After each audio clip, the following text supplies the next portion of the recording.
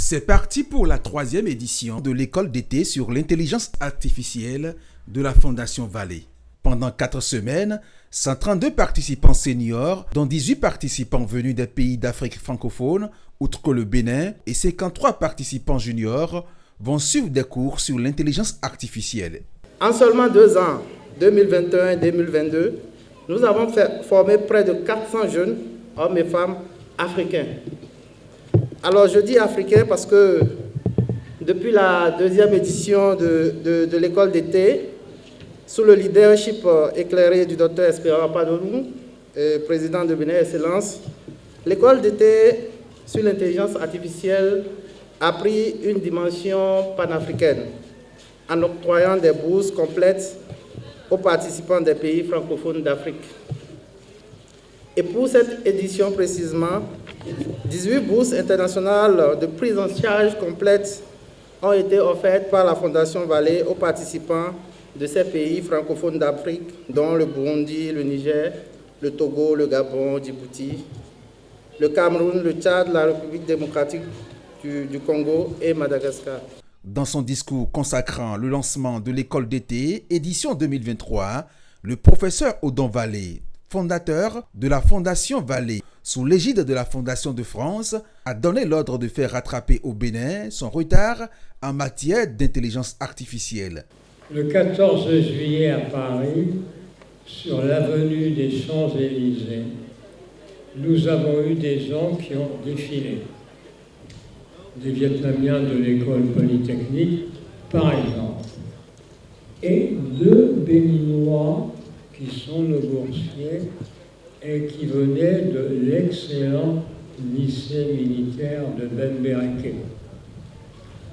Mais en plus, on a du matériel qui a défilé.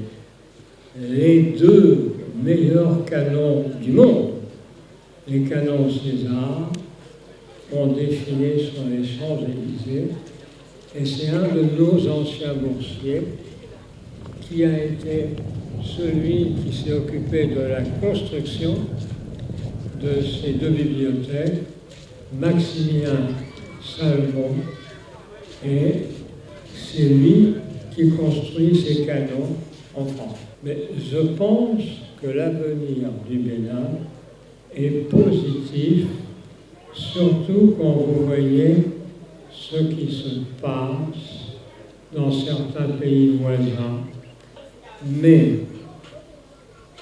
et je n'y suis pas étranger, les autorités civiles et militaires béninoises et ivoiriennes jouent un rôle important pour essayer d'améliorer la situation. Je voudrais réitérer l'engagement du PNUD à œuvrer aux côtés des autorités béninoises et d'autres partenaires comme la Fondation Vallée pour l'éclosion de solutions innovantes de développement local.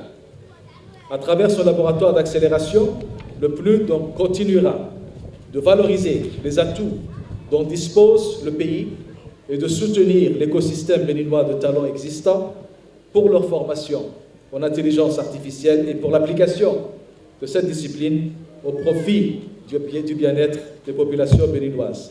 Depuis sa création en 1999, la Fondation Vallée a contribué à constituer une élite dans chacun des pays où elle est installée, à savoir la France, le Vietnam et le Bénin. Et justement, l'idée d'une école d'été sur l'intelligence artificielle au Bénin vient de l'élite de boursiers béninois en France. Pour l'organisation de la première édition, j'étais au four et au moulin. Je peux estimer à 90% ma participation à cette école d'été et à tout. À la 2e édition, cette participation est descendue à 50%, c'est une estimation. Et pour cette 3e édition, je dirais que je ne compte que pour 10%.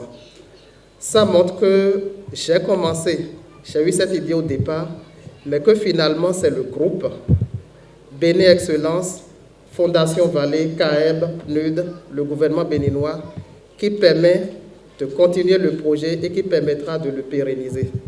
Donc, c'est avec fierté que je dis aujourd'hui que je compte de moins en moins, mais avec fierté qu'on peut constater que des jeunes comme M. Tonsou sont formés et sont prêts à continuer ce que nous avons commencé.